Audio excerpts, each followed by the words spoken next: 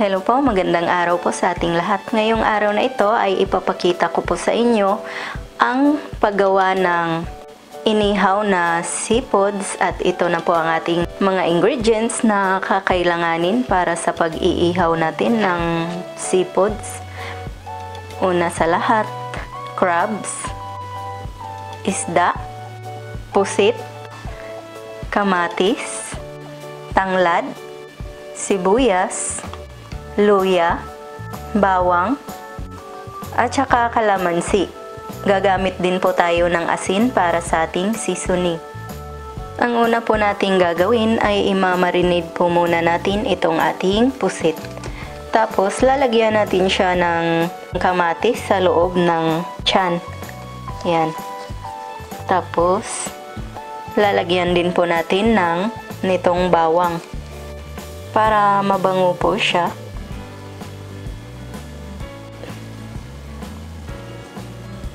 Ngayon po ay lalagyan po natin ng sibuyas. Tapos lalagyan din po natin ng luya para mas mabango po siya. At saka lasang-lasa po yung ating pusit. Tapos isasara po natin yung ulo ng ating pusit. Yan. Ngayon ay maglalagay na tayo ng asin para sa ating seasoning.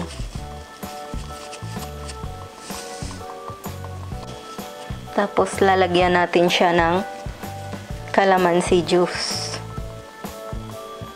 Yan. Pwede nating isali yung balat dyan para mas mabango po siya.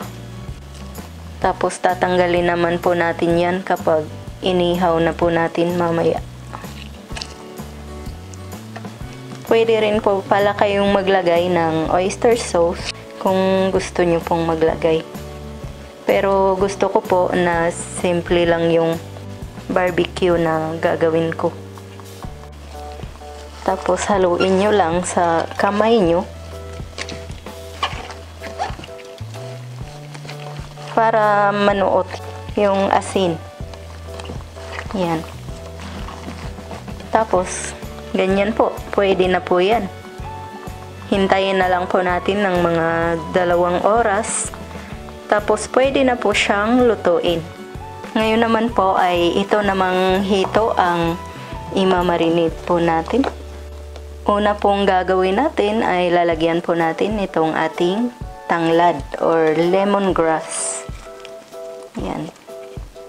Tapos lalagyan din po natin siya ng kamatis.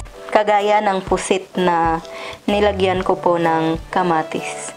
Tapos lalagyan din po natin siya ng sibuyas para matanggal po yung langsa niya. Tapos bawang,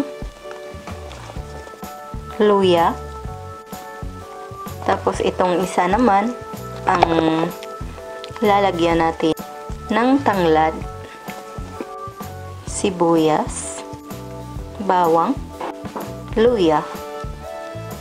Yan, dadamihan ko po sa paglagay ng luya para walang langsa po yung ating hito, kasi medyo malangsa po itong hito kapag hindi maayos ang pagkakagawa. Isasara na po natin. Tapos pahiran po natin siya ng bawang dito sa taas.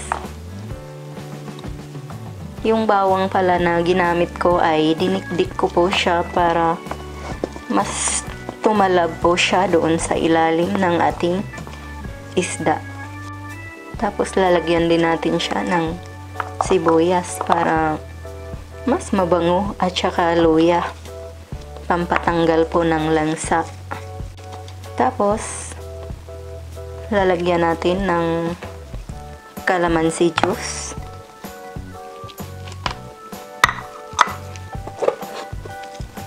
Ngayon ay asin naman ang ilalagay po natin para sa ating seasoning.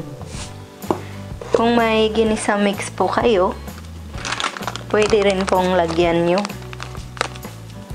para mas malasa at mabango po siya at masarap. Ipapahid po natin yan dito sa balat ng catfish or hito.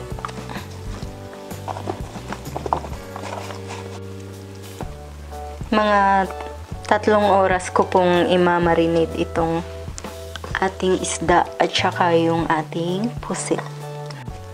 Yung crabs nga pala ay talagang fresh na fresh po siya kanina kasi buhay pa po yan. Tapos nilagay ko lang po siya sa loob ng freezer para mamatay po yung ating crabs kasi baka makagat po tayo. So, ganun lang po ang gagawin nyo. Tapos, lagyan po natin uli ng asin para naman dito sa ating maliliit na isda. Konti lang yung nilagay ko para makapaglagay pa ako ng ibang seasoning.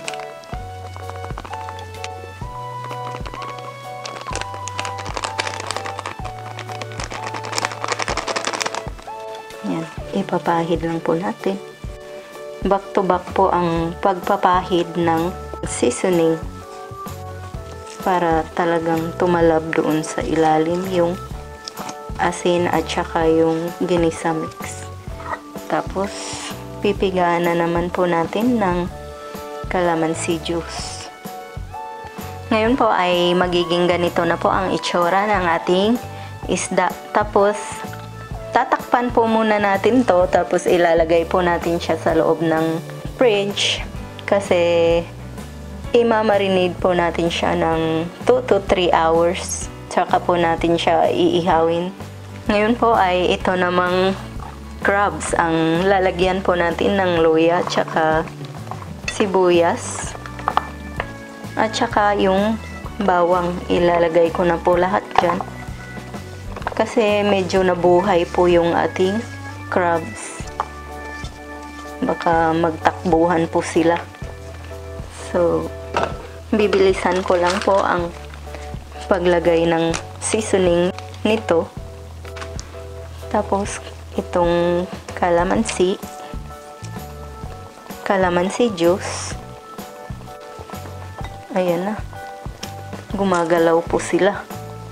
Isi-shake ko lang po siya para talagang tumalab yung ating seasoning.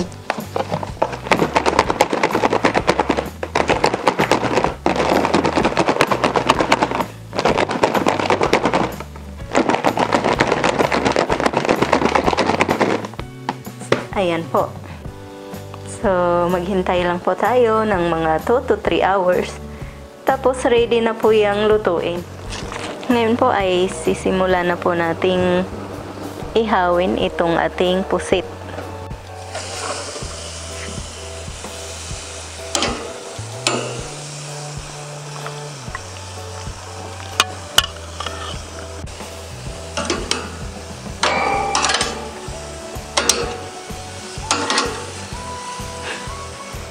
Yan.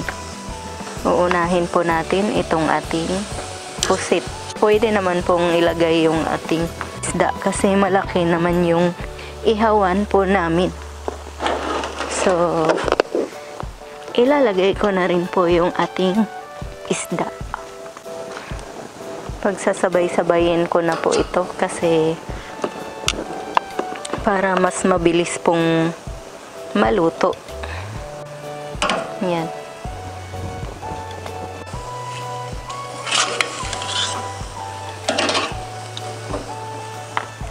Yung iba, ililipat ko po siya doon para mas lumaki yung ating space.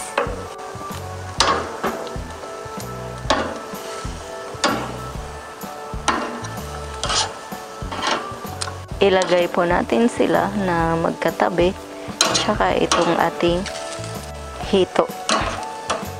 Ngayon po ay iihawin ko na rin po itong ating crabs. Yan.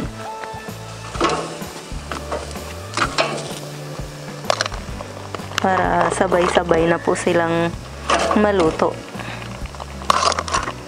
Yung iba pwede po siya dyan sa itaas.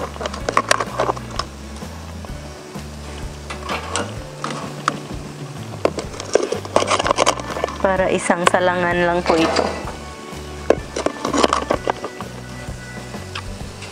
Ayan.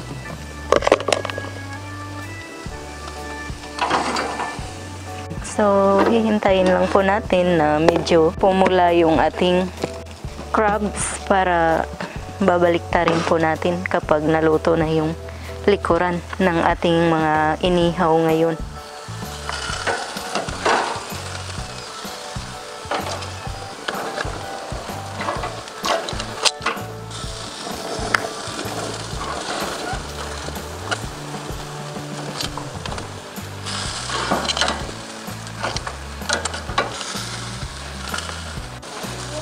Ngayon po ay luto na po yung ating crabs.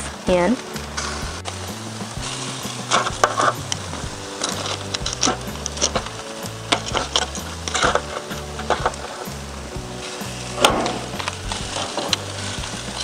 Pero yung iba ay medyo hilaw pa sila, kaya hayaan muna natin na maluto. So, ilalagay ko muna yan dyan sa tabi. Yan na po ang ating crabs. Luto na po siya. So, magiging ganyan na po ang itsura pag luto na. Medyo orange po siya or pula. Yung iba, yung isda at saka yung pusit ay hindi pa po luto. So, mamaya kapag luto na ay ipapakita ko po sa inyo.